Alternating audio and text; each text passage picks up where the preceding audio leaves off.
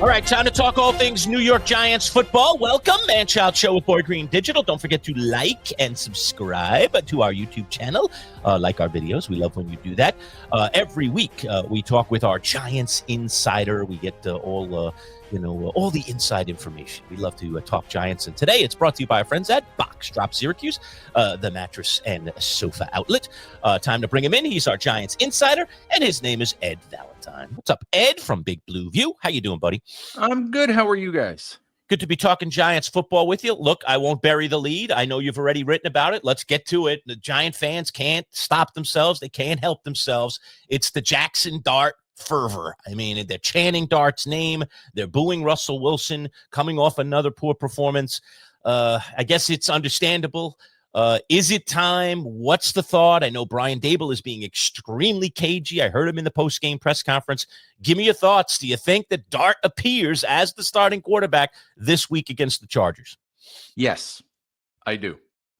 I had the distinct impression because Daboll said to us yesterday that in not making an announcement, he also said, I haven't talked to Russ yet. Okay. He said, I haven't talked to Russ. I haven't had my meeting with Russ yet, which indicates to me, I mean, my instinct tells me that he didn't want to tell the media before he told Russ, but who knows? I mean, we could see Wilson start one more game. If it doesn't go well, we could see Dart come in the middle of that game.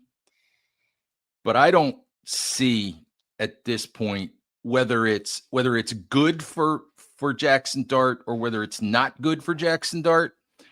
I don't see how he isn't the starter by at least week 5 against New Orleans. Is he ready, Ed Valentine? Well, let me flip that around.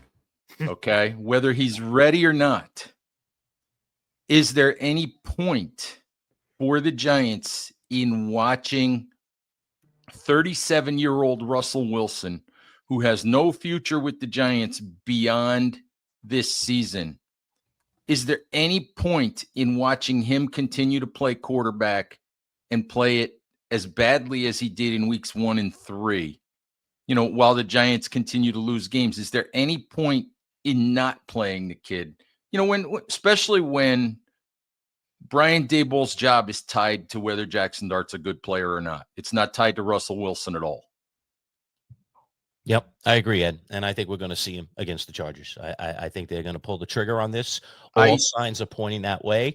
And I guess, look, I've been against it. I know you generally have as well. Mm-hmm. But that is all contingent on the Giants getting off to a reasonable start. They are not off to a reasonable start. They are off to another awful start. And I agree. The coach is tied into this. The GM, to a certain extent, might even be tied into this. Their jobs are on the line. They're not going to sit back and say, oh, well, we're playing the big bad Chargers this week. Therefore, let's wait another week and play the kid against New Orleans. I mean, that should be an easier game. They kind of stink like we do. I just don't see the point. They just have to get it going here. They just have to throw caution to the wind, try and get a win somehow, try and get this thing on the rails the right way. And I think, desperation does a lot of things for a lot of people. And Dart certainly looks like he's chomping at the bit. I mean, during games, he's got the glitzy gold chain, a little diamond chain around the neck. He's quite the flashy New Yorker, isn't he? Yes, he is. And, I've said it probably 100 times at this point. In an ideal world, Russell Wilson would play well enough to keep Jaxson Dart on the bench for half the season, 11 games, 12 games, maybe until after their bye, until, Dart would start the last 4 games, something like that. In an ideal world, they would win enough games to make it feasible, for them to just continue. And even at this point, if they were 0-3, and you could clearly say, Russ is lighting it up. Russ is playing really well, and the problems are somewhere else. But when one of the problems, is the quarterback, that changes the equation. So I don't know how much longer Daboll can wait to to put Dart out there and see what they've got. And I caught this stat this morning. I'll let you jump in, Boy Green. I caught this stat this morning. Russell Wilson. This is interesting. I mean, now I know, in the second game, which he played obviously very, very well, he had some of those bombs, some of those long passes, moon balls, touchdowns. But he has the worst. He is the worst in the league of the 32 teams statistically as a quarterback in the red zone. And there has to be some there to that. I mean, and they're putrid numbers. They're really, really awful numbers. So in the red zone, he has panicked. He has not been able to get the ball there on target. He has been scared to put the ball in harm's way. There just have been issues. So I think it just further exacerbates the whole Wilson thing. I don't know if you want to comment on that or Paul, you jump into the next one. I would like to quickly say, I think the Giants are 1 for 10 in the red zone in 3 games. Something like 1 for 10. And to your point about panicking in the red zone, there were 2 plays, and I think it was early in the fourth quarter when it was still a 10-point game. The Giants had 3rd and goal at the 4-yard line, and Russ was looking for somebody to throw the ball to, and then he basically just chucked the ball into the 3rd row. Okay, which is like, well, all right, all right, that's fine. It's 3rd down. You've got one more play. But he did the same thing on 4th down. He looked and he looked and he looked, and he chucked the ball, off the back wall behind the end zone. It's like, what kind of quarterback play is that? Even if you get the ball picked off, you've got to throw it to somebody with an opportunity, because it's 4th down and you're losing the ball anyway. So, so to your point, they're not being successful in the red zone. And the quarterback play, we all know Russell Wilson is not the Russell Wilson of 10 years ago. He doesn't move around like he used to. Yeah. I think he knows that, and I think he's uncomfortable in the pocket, when it starts to break down. But I think we all expected better quarterback play from him than we've gotten, at least in weeks 2 and in weeks 1 and 3. That week 2 game looks more and more like an aberration, unfortunately. Again, we're speaking with Ed Valentine, our New York Giants guru from Big Blue View here on the Manchild Show with Boy Green Digital. Ed, one of your prerequisites for you, if you were making the decisions for Jaxson Dart to step in there, was I'm not putting him out there till Andrew Thomas is back. Well, Andrew Thomas was sort of back against the Chiefs. What was your assessment of what you saw from Andrew Thomas, number 1, and number 2, their decision to obviously not play him the full game? Well, I think that their decision not to play him for the full game is a long-term health of Andrew Thomas decision. It's the first time he played in any game action since he suffered that Lisfranc injury almost a year ago. And it's still, for Andrew Thomas, it's almost like ramping him up in the preseason. Guys in their very first appearance in the preseason, they don't play a full game. They play a couple of series, and they said they had a goal of 25 snaps in mind for him. I think he played 28. Came out of it feeling good. I don't know if he'll ramp up to a full game this weekend, but I suspect he might. Andrew Thomas played really well. Andrew Thomas, I think, in all the pass blocking snaps that he was on the field for, did not allow a single pass pressure, according to the advanced statistics. So he hasn't lost anything.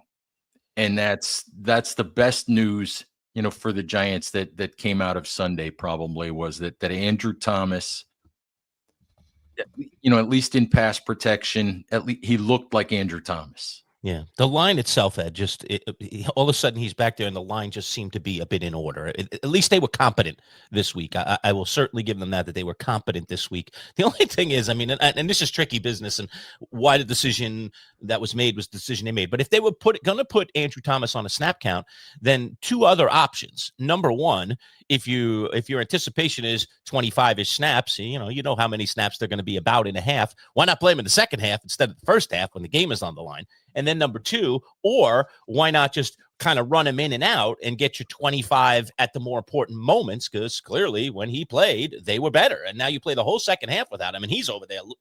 There's Andrew Thomas. Yeah, he was in there earlier. It's just like, for Giant fans, it's like, what are you doing? We're trying to win games or what? I mean, we just roll them out in the first half. To me, the plan was a little bit wonky. I'd love your take on that. I don't know. Andrew was over there hanging out with Graham Gano. He was over there hanging out with Graham Gano. In a few minutes. Just hold off on Graham Gano. But I don't know. We didn't ask Daboll about that specifically.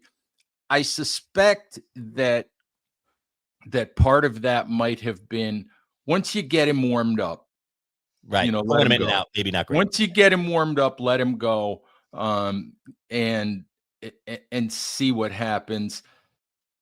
It's probably not as easy for a guy to warm up if you wanted to play him in the second half, like you suggested, maybe because you don't get the full warm up that you get, before a game. So maybe that has something to do with it.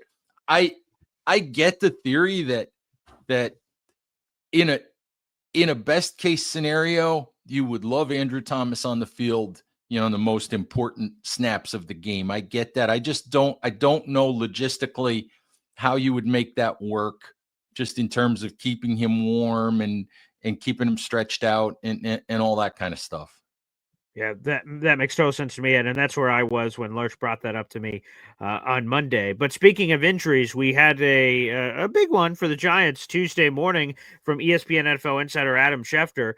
Doctors believe the Giants running back Tyrone Tracy is expected to be sidelined between 2 and 4 weeks with a dislocated shoulder injury suffered during the Week 3 Sunday Night Football game against the Kansas City Chiefs. So with Tracy out, it says the Giants are expected to lean on Cam Scatterboo, who had some moments during the Sunday Night Football game, and veteran running back Devin Singletary. What more can you add to this injury, and how equipped the Giants are to fill the void left by Tracy here?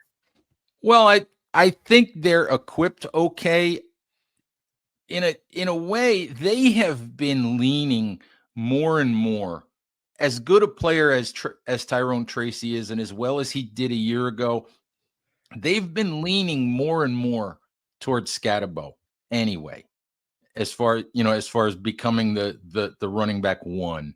So that's not an issue. The workload that Scatterboo handles won't be an issue. Devin Singletary's not the player Tyrone Tracy is, of course. So, at this point in his career, so they'll miss him. Obviously, they'll miss him. I like the rotation between Tracy and Scatterboo.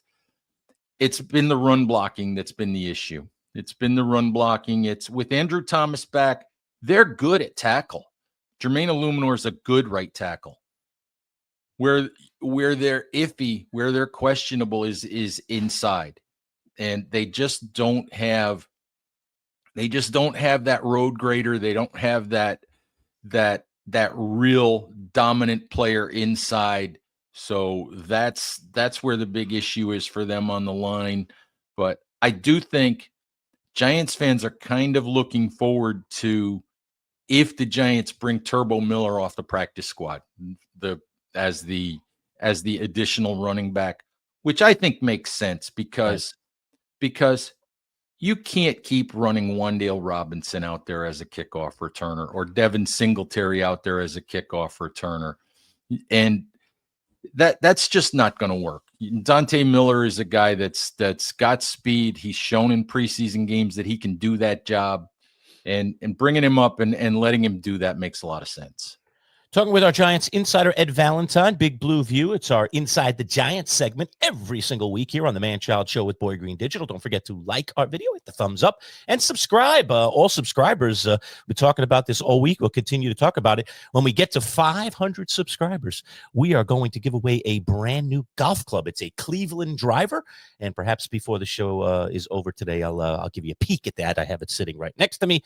We'll get to it in just a little bit. Today's broadcast brought to you by our friends at Box Drop Mattress and Sofa Outlet. Let's just take 30 seconds, learn a little bit more about our friends from Box Drop. Considering that we sleep nearly 1/3 of our lives, buying the right mattress is essential. At Box Drop Syracuse Mattress and Sofa Outlet, you'll get a unique experience, one that saves you 30 to 70% off retail prices on top-of-the-line mattresses like Sapphire Sleep. At Box Drop, you'll schedule a mattress fitting appointment and get one-on-one service directly with Paul, the owner. No middleman. Family-owned, huge savings, no-pressure sales designed to save you time and money. And now Box Drop Syracuse has sectional sofas and love seats as well, with prices designed to fit your budget.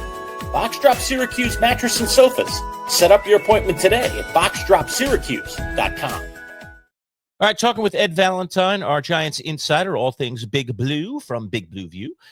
Ed, let's finish up on the injury thing since we're on that path, and then I've got a bone to pick with Brian Dable that I want to talk to you about. But let's do the injury thing first. All right, Andrew Thomas back in the fold. We'll see how much more time he gets this week against the Chargers. Tyrone Tracy obviously going to be out at least for a couple of weeks. So we got a running back issue there. Let's talk about this kicker thing. So Graham Gano apparently has a groin issue. I don't know when it cropped up. Obviously, sometime last week. I don't know if it was in warmups. I don't know if it was prior. Maybe you could give us a little detail on that if there's anything out on it. And then they tried to kick with Jamie Gillen, the punter, and that first one didn't go so well, I think, on an extra point. And then it was like, all right, well, Graham, I must have had a little conversation with Brian Dable. It's like, can you soldier through? And so he goes out there and kicks one with the bad groin and then immediately is grabbing at the groin. Interesting strategy by the Giants, but I guess Gano was able to get done what the Giants needed at a very basic level. But what's going on with Gano? Is this long-term? Because I think Younghoe Koo is out there, isn't he? I mean, there are a couple of guys out there that have been released that are actually pretty competent kickers. The Giants better get on this if Gano's not right, because going into games without kickers, Ed, it always gets muddy and messy, and it was muddy and messy there for a bit for the Giants. Yeah, it was muddy and messy, no question. And listen, I have had my quibbles with Brian Dable and his game day roster decisions. And last year there was the game in Washington where Gano was on the injury report with a hamstring all week, and they didn't activate Jude McAtomney, who's on the practice squad. They didn't bring him up as in case of emergency kicker, and Gano lasted, one play before he got hurt chasing down a kickoff return. In this case, I can't find any fault with Dable on this. Gano was fine. Gano has been terrific all summer kicking the ball. He pulled a groin 5 minutes before the game started. Okay. He was doing his final couple of kicks while the Giants defense was being introduced, and he felt it pop. Okay. So he's doing his final warm-ups, and as they're about to kick off, we get the announcement in the press box that Gano is questionable because of a groin injury. So that's what happened there. And then, Gano said he went and he talked to the trainers, and they did whatever they could do, and they taped him up, and he went out and he tried to kick a couple balls at halftime. And what he told the coaching staff was, I think I can kick a short one. Okay. I think I can kick a short one for you if you need me to. So I think it was a 25-yarder or something. And he went out there and he kicked that for him. I don't think he could have kicked a whole lot farther than that. Yeah. He said he thought he could have gone from 40, but from the looks you're laughing because from the looks of the way he kicked that ball, I think his leg would have come all the way off if he'd have tried to kick it from 40. But yeah, so that wasn't good. But that was one of those.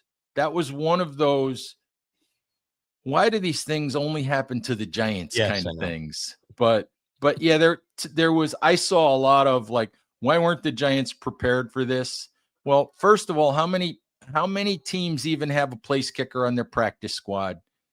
And I couldn't name you another NFL team that elevates a place kicker every single week to their active roster just in case the other guy gets hurt. So that's just one of those shake your head, how many stupid things can happen to the Giants kind of things. All right. Well, the Giants try to get their first win of the season. Of course, throughout the first couple of weeks, they attempted to do so. They have been unable to do so far. So we turn the page to week 4, and it doesn't get any easier here, Ed. They play the LA Chargers, who some people are calling the best team in football, and Justin Herbert looks like a renewed man. The good news is for the Giants, it's at home, and we always talk about that West Coast, East Coast thing, especially once we start getting into games during the season. So what is the preview here for Giants Chargers and how Giants fans should be feeling? It's a 1:00 game on the East Coast for a West Coast team. You know, how would it be possible for the Chargers to come into New Jersey and play well? You know? No, look, it's kind of impossible for me to sit here and preview what it's going to look like because, as we talked about at the top of the show, right now I don't know who the quarterback's going to be for the Giants. I don't know. So I suspect that whether he starts or not, we're going to see a healthy amount of Jaxson Dart. But look, the Giants aren't going to beat anybody until they start taking advantage of the opportunities that have been presented. Look, I thought the Commanders in week 1 were vulnerable, and I thought they didn't play really well, and the Giants helped them out. Dallas is a game the Giants absolutely should have won. They spit back leads 4 times in that game, and I think also had their red zone failures again. The week 3 game, they had at least 2 turnovers in their hands, including one. I'm sorry, I love Bobby Okereke to death. He's a great guy. What was he doing? Talking to him, falling that ball, Bob. But how can you let the quarterback strip you of a fumble recovery? How can you let the quarterback strip you? I mean, and again, it's you shake your head because it's like, why did these things happen to the New York Giants? Because you fall on that ball and you probably go to halftime with a 13-6 lead, you know, and maybe you pull off the upset, but I just keep shaking my head. You just have to. When are the Giants? Do they even have the capability of making these plays? Because the opportunities are there week after week after week, yep. And somehow, some way, for some reason, they don't seem able to capitalize on the chances that are presented to them.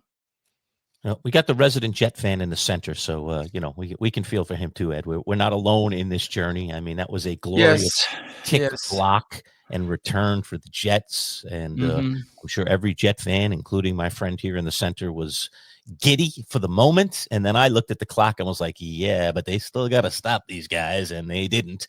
And then you watch that ball go through the uprights for the Buccaneers and just say, why does this happen to these teams? It does. You know, when you're down, you're down. And sometimes you get kicked and you continue to get kicked, and you got to do something to dust yourself off and get back up and make it right. You just can't depend on, the gods somehow waving their magic wand and making it happen. Let me go back to the beef. I know Boy Green wants to turn the page, but I'm not ready to, Boy Green.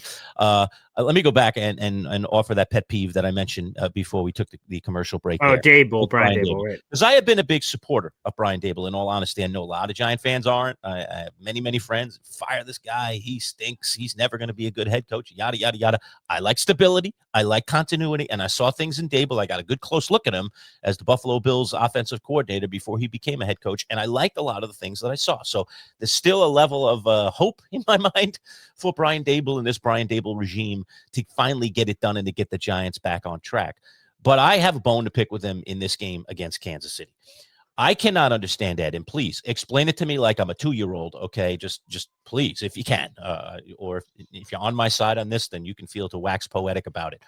How do you spend an entire half and not allow Malik Neighbors to touch the ball? You are supposed to be an offensive mind. You are supposed to be a creative offensive play caller. Get some plays. If they're doubling him, if they're bracketing, if they're quadruple covering him, you run reverses, you get him in a screen situation, you get him the ball in the open field. You do not go a half without letting your star player touch the ball on offense. And then, somehow he ends up with 2 for 13. I mean, listen, some things are circumstances, and I understand. But if Wandale was having a big game, or if one of the other Giant receivers, Slayton, was having a big game, then I get it. Oh, Slayton's wide open. Of course, they're using him as a decoy. They're getting the ball to Slayton. We're effective. We're getting touchdowns. We're moving the ball. No problem. This wasn't the case. The Giants weren't moving the ball. When you're not moving the ball, you get the ball to your playmakers. They did the same thing for years. It wasn't Dable, but same thing for years with Saquon Barkley, where they didn't get him the ball in space and create opportunities for him to be more successful. And now I'm seeing a repeat here. It's the repeat button on Malik Neighbors. Explain it to me like I'm an infant. I don't get it. I don't know if I can do it any better than you just did. I'm just going to do this. Okay. I'm just going to feel the same applaud. way? I mean, I was just so frustrated. Listen, all right. The Chiefs played the Giants after watching Dallas do a miserable job, defending the deep part of the field. Mm-hmm. The Chiefs played 2 high safeties. Okay. It's not brain surgery. It wasn't something unique. It's something that every NFL team has in their defensive playbook. They played 2 high safeties. They made sure that the Giants receivers didn't run by them.